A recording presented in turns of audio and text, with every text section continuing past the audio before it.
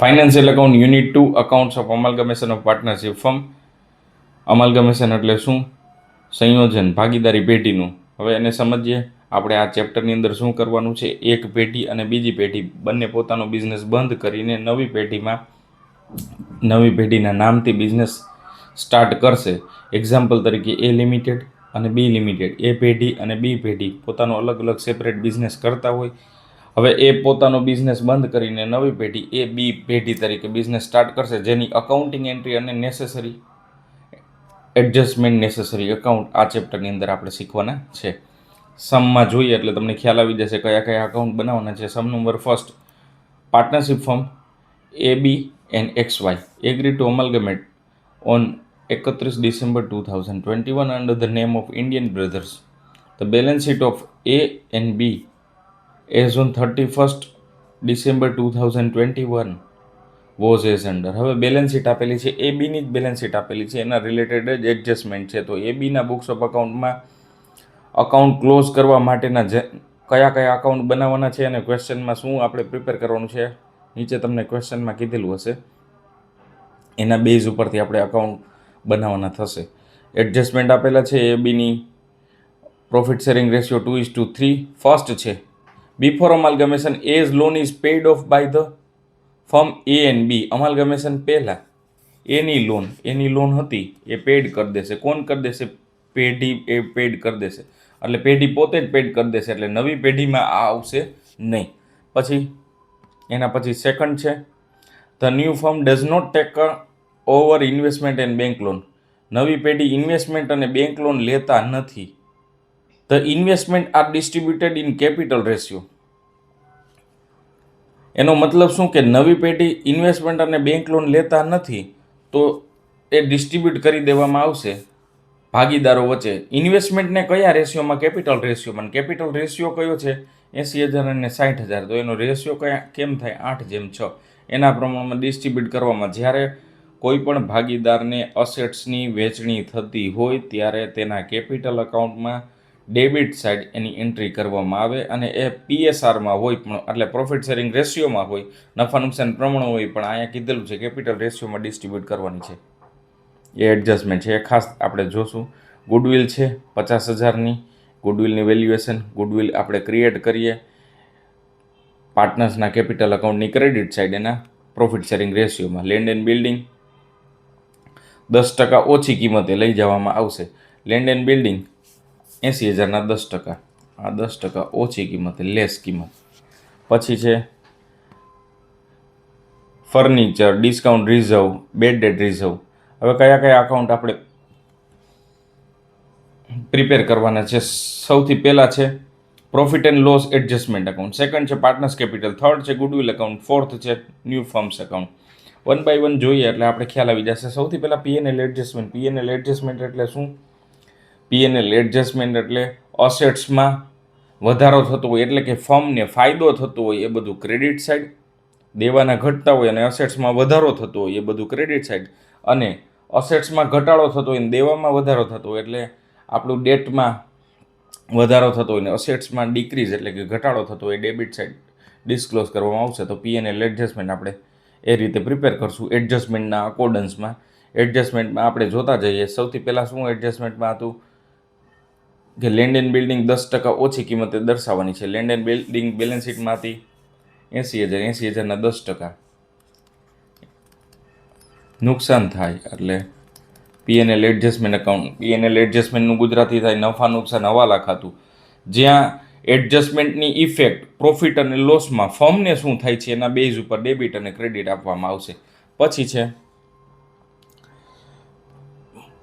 Land and building 10%, ફર્નિચરને 10% more વેલ્યુએ. Furniture 10% વધુ કિંમતે. ફર્નિચર હતી બેલેન્સ શીટમાં 40,000, 40,000ના 10%, આ 10% વધુ કિંમત એટલે ફાયદો, મિલકત વધે, ફાયદો એટલે P&L એડજસ્ટમેન્ટની ક્રેડિટ સાઇડ દર્શાવવામાં આવશે.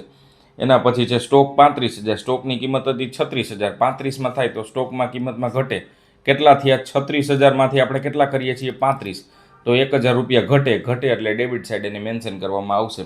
Discount reserve on creditor to be raised to 10%. Discount reserve કેટલા હતા? બેલેન્સ શીટમાં લાયબિલિટી સાઇડ 40,000 ક્રેડિટર આપેલા છે, એના 10%, 40,000ના 10% 4,000 થાય. 4,000 કરવાના છે, 1,000 ઓલરેડી હતા જ. આ ન્યૂ કેટલા 40,000ના 10% ક્રિએટ કરવાના છે એઝ પર એડજસ્ટમેન્ટ. ઓલરેડી 1,000 રૂપિયાનું તો ડિસ્કાઉન્ટ મળેલું હતું, પણ હવે ક્રેડિટર એમ કે છે, એટલે કે મારે જેને દેવાના છે એમ કે છે કે તમને 4,000નું ડિસ્કાઉન્ટ આપીશ. તો પહેલાં 1,000નું ડિસ્કાઉન્ટ હતું, હવે 4,000નું મળશે. એનો મતલબ એવો 3,000 વધુ હજી ફાયદો થશે એટલે દેવાના ઘટશે. એટલા માટે ક્રેડિટ સાઇડ એને મેન્શન કરવામાં આવશે. હજી એક વખત રિપીટ કરું છું, ડિસ્કાઉન્ટ રિઝર્વ ઓન ક્રેડિટર. એટલે મને ક્રેડિટર એટલે મારે જેને પેઇડ કરવાની છે સપ્લાયરને, એને મેં ઓલરેડી ક્રેડિટરે મને 1,000નું ડિસ્કાઉન્ટ આપેલું હતું. એડજસ્ટમેન્ટમાં એવું કીધેલું છે ડિસ્કાઉન્ટ મળશે. કેટલું મળશે? 4,000 સુધી ડિસ્કાઉન્ટ આપશે ક્રેડિટર. તો 1,000 તો ઓલરેડી હતું જ ડિસ્કાઉન્ટ, 3,000 વધારાનું ડિસ્કાઉન્ટ મળશે. મને ઓછા પેઇડ કરવાના છે એઝ અ ફર્મ, મને ફાયદો થાય એટલા માટે આપણે એને ક્રેડિટ સાઇડ મેન્શન કરીએ 3,000 રૂપીસ. પછી છે bad debt reserve 5%. Bad debt reserve 40,000ના 5%, 40,000ના 5%, 2,000 થાય. 40,000ના 5%, બેલેન્સ શીટમાં 1,000 રૂપિયા તો ડિસ્કાઉન્ટ હતું જ. તો એનો મતલબ એવો કે કસ્ટમરને હવે 2,000નું ડિસ્કાઉન્ટ આપવાનું છે. 1,000 પહેલાં હતું તો વધારાનું કેટલું આપશું? હવે વધારાનું જેટલું આપશું એટલે મારા માટે નુકસાનને ટ્રાન્સફર કરવાનું, લોસને ટ્રાન્સફર કરશું આપણે કેપિટલ અકાઉન્ટમાં. હવે P&L એડજસ્ટમેન્ટ અકાઉન્ટ ક્લોઝ કરવાનું. ક્લોઝ કઈ રીતે થશે? ડેબિટ સાઇડ વધુ ટોટલ એ મૂકશું આપણે ક્રેડિટ સાઇડ 10,000, જે વધે છે 6,000, 3,000ને ડિસ્ટ્રીબ્યુટ કરશું PSRમાં, એટલે 1,200 ને 1,800 એ આપણે કેપિટલ અકાઉન્ટમાં ટ્રાન્સફર થશે. તો આ P&L એડજસ્ટમેન્ટ નફા નુકસાન હવાલો બેઝિક અકાઉન્ટ આપણે જેમ બનાવતા એ જ રીતે, એમાં કાંઈ નવું નથી. એ ઇઝીલી તમે કેલ્ક્યુલેટ કરી શકો. એના બેઝ ઉપર ધારો કે તમને એન્ટ્રી પૂછાય તો એન્ટ્રી પણ આવડી શકે. આના ઉપરથી જનરલ એન્ટ્રી હોય તો આપણે શું કરવાની થાય? જો અહીંયા જનરલ એન્ટ્રી પૂછેલી હોય તો અહીંયા નથી પૂછેલી, પણ પૂછેલી હોય તો આપણે કરી શકીએ. સૌથી પહેલાં P&L એડજસ્ટમેન્ટ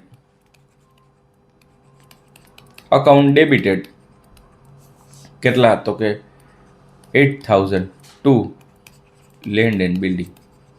કેટલા? 8,000 1 બાય 1. એનો મતલબ શું કે અહીંયા P&L એડજસ્ટમેન્ટ બધું ડેબિટ થશે, to stock, to bad debt, અને અહીંયા P&L એડજસ્ટમેન્ટ ક્રેડિટ. આવી રીતે બધી એન્ટ્રી કરતી જવાની જો પૂછેલી હોય તો. અહીંયા અકાઉન્ટ જ પૂછેલા છે, જનરલી ક્વેશ્ચનમાં અકાઉન્ટ જ પૂછશે. સેકન્ડ છે કેપિટલ અકાઉન્ટ. કેપિટલ અકાઉન્ટ ક્વેશ્ચનની અંદરમાંથી જ આપણે બેલેન્સ શીટ ઉપરથી પ્રિપેર કરશું. બેલેન્સ શીટમાં બાકી આપેલી હતી 80,000 અને 60,000. જનરલ રિઝર્વ છે 20,000. 20,000ને ડિસ્ટ્રીબ્યુટ કરો 2:3માં, એ 8,000 અને 12,000 થાય. ગુડવિલ ખાસ ગુડવિલ 50,000 રૂપિયા ક્રિએટ કરવાની છે. ક્રેડિટ સાઇડ મેન્શન કરવામાં આવશે. 50,000ને 2:3માં ડિસ્ટ્રીબ્યુટ કરશું એટલે ગુડવિલ રેઝ કરવાની, રિટર્ન ઓફ નથી કરવાની, ગુડવિલ રાખવાની છે, એટલે એ પણ ક્રેડિટ થશે. હવે ઇન્વેસ્ટમેન્ટ જે ક્વેશ્ચનની અંદર કીધેલું હતું એડજસ્ટમેન્ટ નંબર સેકન્ડમાં, the new firm does not taken over investment and bank loan. Investment લેતા નથી એનો મતલબ શું? અસેટ્સ પાર્ટનર્સ વચ્ચે ડિસ્ટ્રીબ્યુટ થઈ જશે અને ટોટલ અસેટ છે ઇન્વેસ્ટમેન્ટ છે 14,000. 14,000ને કેપિટલ રેશિયોમાં ડિસ્ટ્રીબ્યુટ કરો એટલે 8,000 અને 6,000 થાય. આ અહીંયા સ્પેશિયલ કીધેલું છે કેપિટલ રેશિયો. જો ન કીધું હોય તો પ્રોફિટ શેરિંગ રેશિયો, એટલે નફા નુકસાનના પ્રમાણમાં વેચવું પડે. આ તો હવાલામાં કીધેલું છે. પછી લોસ હતો ક્રેડિટ સાઇડ, તો એ ટ્રાન્સફર કર્યો.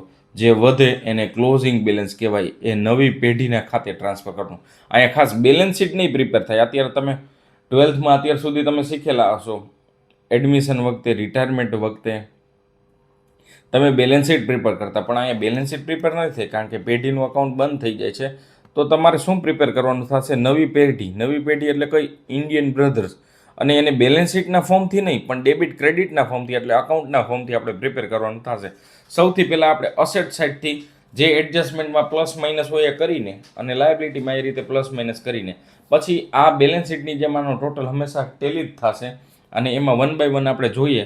ડેબિટ સાઇડથી આપણે સ્ટાર્ટ કરીએ, એટલે અસેટ સાઇડથી. ક્વેશ્ચનમાં પહેલી વાર જોઈએ 80,000 લેન્ડ એન્ડ બિલ્ડિંગ હતા, 10% ડિસ્કાઉન્ટ, એટલે 80,000માંથી 8,000 ગયા, એટલે 72,000 72,000.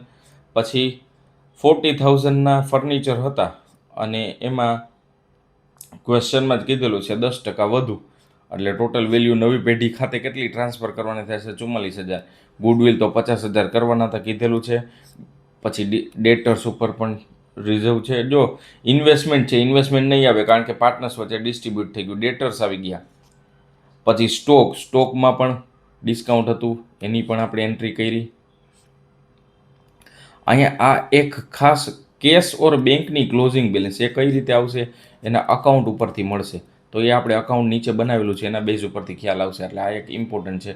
પછી આપણે લાયબિલિટી સાઈડ જોઈએ તો આ બે કેપિટલ અકાઉન્ટમાંથી આપણે લઈ આવ્યા. ક્યાંથી લાવ્યા? કેપિટલ અકાઉન્ટમાંથી. લાસ્ટમાં જે બેલેન્સિંગ ફિગર હતો એના ઉપરથી આપણે કેપિટલ અકાઉન્ટમાંથી અહીંયા ટ્રાન્સફર કરીને લાવ્યા, અને એ ટોટલ.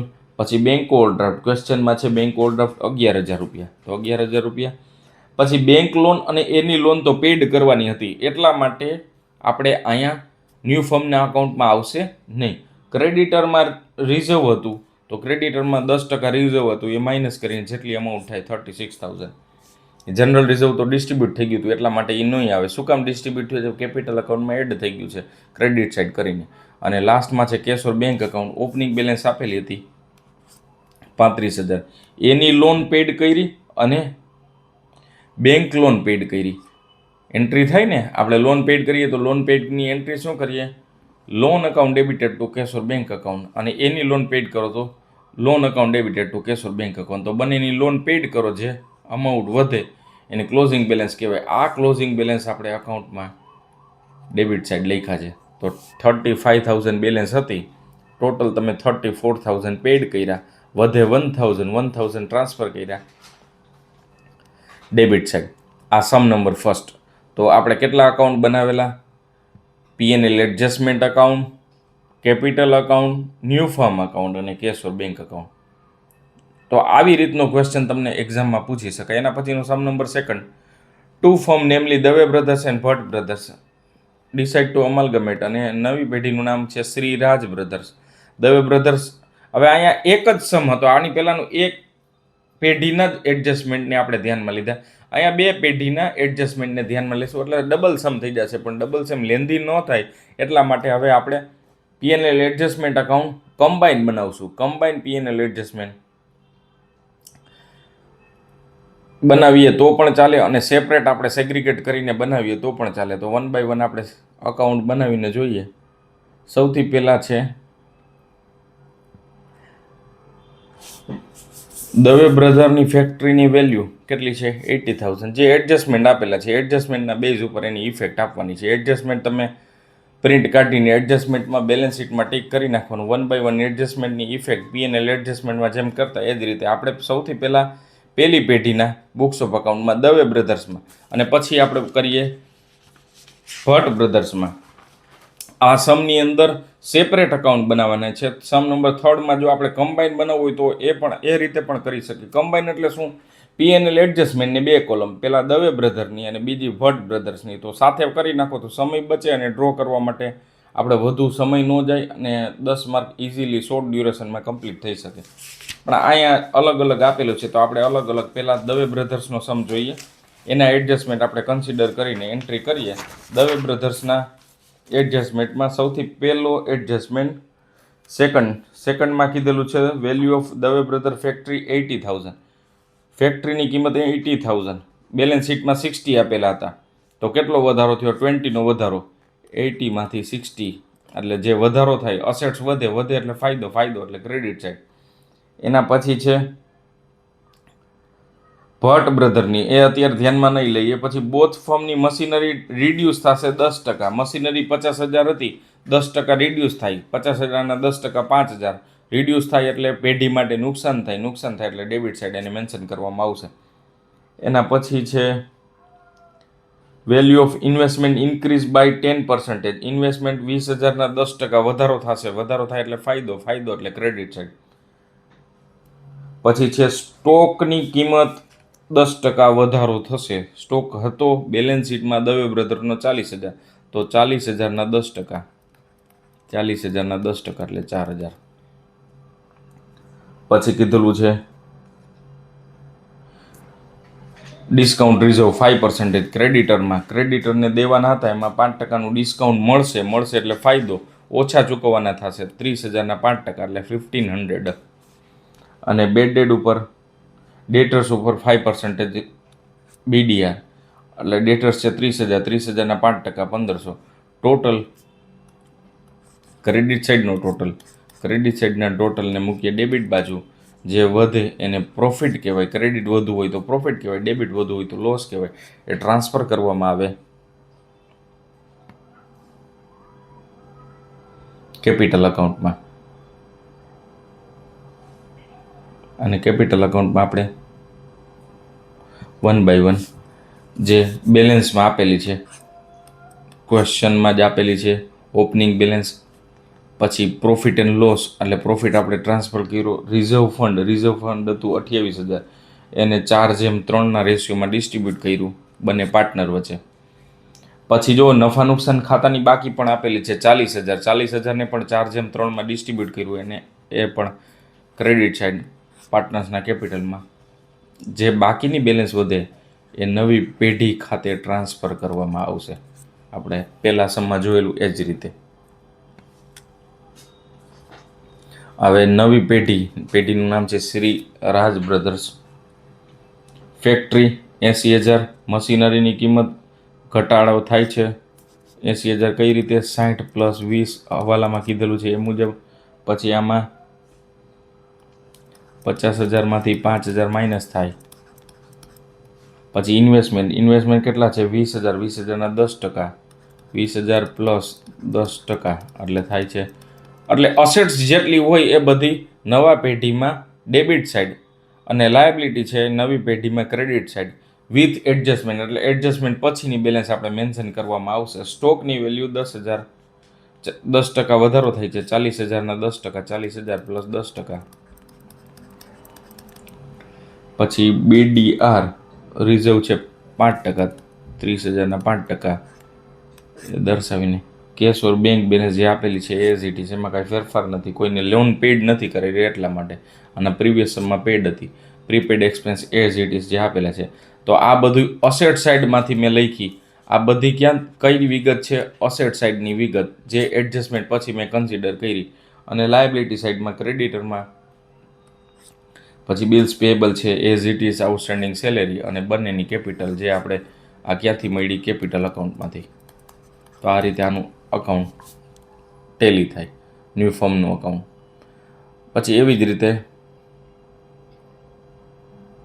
ભટ્ટ બ્રધર્સના બુક્સમાં એટલે 2 સમ થઈ ગયા. એક સમ દવે બ્રધર્સનો જે અકાઉન્ટ હતા, અને એવી જ રીતે ભટ્ટ બ્રધર્સમાં P&L એડજસ્ટમેન્ટ કેપિટલ ને નવી પેઢીનું ખાતું, એમાં જેમ આપેલા છે એઝ ઇટ ઇઝ, જેમ આપણે દવે બ્રધર્સમાં કર્યું વધારો ઘટાડો કરીને P&L એડજસ્ટમેન્ટ અકાઉન્ટ કરીને કેપિટલ અકાઉન્ટ બનાવીને, એવી જ રીતે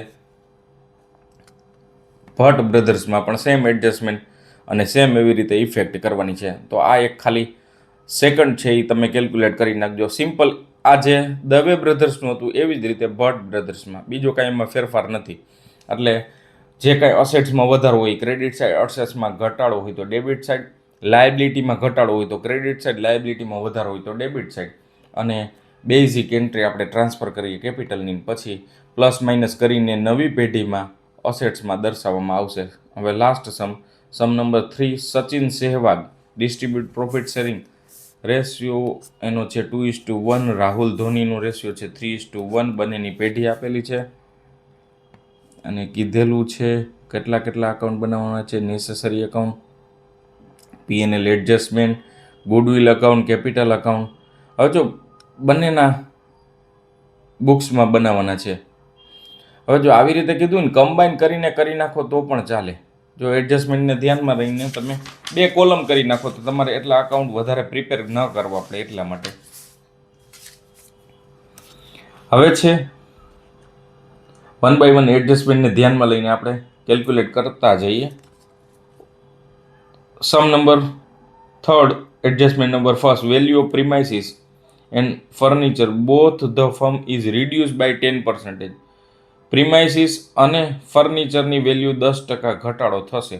તો પ્રીમાઇસીસ જોઈએ, સચિન સહેવાગમાં 40,000, 40,000ના 10% 4,000, અને રાહુલ ધોનીમાં 60,000, એના 10% 6,000 ઘટશે, નુકસાન થશે. એટલે P&L એડજસ્ટમેન્ટની ડેબિટ સાઇડ.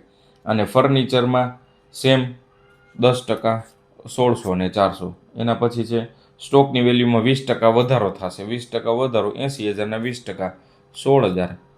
અને 1,04,000 ને 20%, 20,800 વધારો થશે એટલે ક્રેડિટ સાઇડ. પછી 10% BDR રાખવાનું છે ડેટર ઉપર. 96,000 ના 10%, 9600 અને 1,20,000 ના 10% 12,000. પછી ક્વેશ્ચનની અંદર કીધેલું છે ગુડવિલની ઇન્ફોર્મેશન આપેલી છે. ગુડવિલ કેપિટલ અકાઉન્ટમાં આપણે મેન્શન કરવામાં આવશે. Fifth adjustment, Sachin purchase 10% discount the bills receivable of the firm Sachin and Sehwag. Sachin અને સહેવાગના પેઢીની બિલ્સ રિસીવેબલ 10% ડિસ્કાઉન્ટે લઈ લીધી. એટલે એક ભાગીદાર છે એની પેઢીની બિલ્સ રિસીવેબલ 10% ડિસ્કાઉન્ટે લઈ લે છે. ભાગીદાર, કોઈ પણ ભાગીદાર જો ડિસ્કાઉન્ટેડ લઈ લેતા હોય તો એ ફર્મને નુકસાન થાય. અસેટ્સ ઓછી કિંમતે કોઈ પણ ભાગીદાર લે તો ફર્મને નુકસાન થાય, તો એની ડેબિટ સાઇડ જ એન્ટ્રી કરવામાં આવશે. પછી કેપિટલ અકાઉન્ટમાં બીજી ઇફેક્ટ આપવામાં આવશે, પણ એ આપણે જોશું એટલે ખ્યાલ આવી જશે. 32,000 એના 10%, 3200. અને બીજું છે 25% ઓછી કિંમતે દર્શાવવાની છે, એ નવી પેઢીના બુક્સ ઓફ અકાઉન્ટમાં બતાવવાના છે. અને એ કેટલા થશે? 48,000ના 25%, એટલે 12,000 રૂપિયા. એ પણ બંનેમાં પણ અસેટ્સ ઘટે છે, અસેટ્સની વેલ્યુ, એટલે આપણે ટ્રાન્સફર કરવામાં આવશે, એટલે એની વેલ્યુ ઘટાડવામાં આવશે. P&L એડજસ્ટમેન્ટની ડેબિટ સાઇડ મેન્શન કરવામાં આવશે. હજી એક વખત રિપીટ કરું તો બિલ્સ રિસીવેબલ સચિન સહેવાગમાં સચિન નામના ભાગીદાર છે લઈ જાય છે, એટલા માટે એના કેપિટલ અકાઉન્ટની ડેબિટ સાઇડ મેન્શન કરવામાં આવશે. ડેબિટ સાઇડ ભલે મેન્શન કરે પણ ઓછી કિંમતે લઈ જાય છે એટલે પેઢીને નુકસાન થાય, એટલે P&L એડજસ્ટમેન્ટમાં એક ઇફેક્ટ ડેબિટ સાઇડ મેન્શન કરવાની થશે. હવે જે પ્રોફિટ અથવા લોસ, અહીંયા લોસ આવશે, ડેબિટનો ટોટલ વધુ એટલે લોસ આવશે. એ લોસ ટ્રાન્સફર કરવાનો કેપિટલ અકાઉન્ટમાં, લોસ ટ્રાન્સફર કરવાનો કેપિટલ અકાઉન્ટમાં, અને એના રેશિયોમાં, પ્રોફિટ શેરિંગ રેશિયોમાં. હવે આપણે જોઈએ capital account, combined capital account. હવે ગુડવિલ અકાઉન્ટ કીધેલું છે. ગુડવિલ અકાઉન્ટ કીધું હોય તો કાંઈ ગુડવિલ અકાઉન્ટ એટલું ડિફિકલ્ટ નથી. ડાયરેક્ટ અકાઉન્ટની એન્ટ્રી પણ આપી શકાય ને, અહીંયા સ્પેશિયલ કીધેલું છે. તો સૌથી પહેલાં તો ગુડવિલ અકાઉન્ટ 48,000 સચિન સેવકમાં છે અને આમાં છે 1,28,000. એટલે balance transfer to new firm, આ ડાયરેક્ટ અહીંયા લખી નાખો ન્યૂ ફર્મ અકાઉન્ટ અથવા new firm Bharat brothers account લખી નાખો તોય ચાલે. ન્યૂ ફર્મના ખાતે આપણે બેલેન્સ લઈ જવાની છે. કેટલી બેલેન્સ લઈ જવાની? પહેલામાં છે 48,000 અને બીજામાં છે 128, અને બંને વચ્ચે ડિસ્ટ્રીબ્યુટ કરો. આ બેનો રેશિયો થાય છે, ક્વેશ્ચનની અંદર આપેલું છે 2:1 સચિન સહેવાગમાં, અને આનો રેશિયો છે 3:1. એમાં ડિસ્ટ્રીબ્યુટ કરો, એ કેપિટલ અકાઉન્ટમાં ક્રેડિટ સાઇડ મેન્શન કરવાનું. તો આ બંને સિમ્પલ અકાઉન્ટ છે. નો કીધું હોય તોય તમે બનાવી શકો, અને કીધું હોય તો સ્પેશિયલ. આ ગુડવિલ અકાઉન્ટ એટલું ડિફિકલ્ટ નથી જેટલું તમે એડમિશન રિટાયરમેન્ટ વખતે શીખ્યા હોય. હવે કોમન કેપિટલ અકાઉન્ટ પણ સાવ સિમ્પલ, બેલેન્સ આપેલી જ છે. જનરલ રિઝર્વ આ ડિસ્ટ્રીબ્યુટ કરવાનું 2:1માં અને 3:1માં. અહીંયા ખાસ એક ડિસ્ટ્રીબ્યુટ કરવાનું ભૂલવાનું નહીં.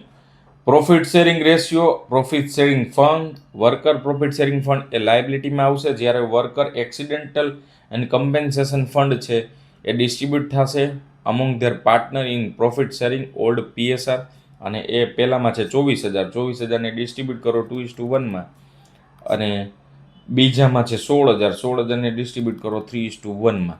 આ ડિસ્ટ્રીબ્યુટ કરવું પડશે, આમાં ભૂલ ન થાય, એક ખાસ ધ્યાન રાખવાનું.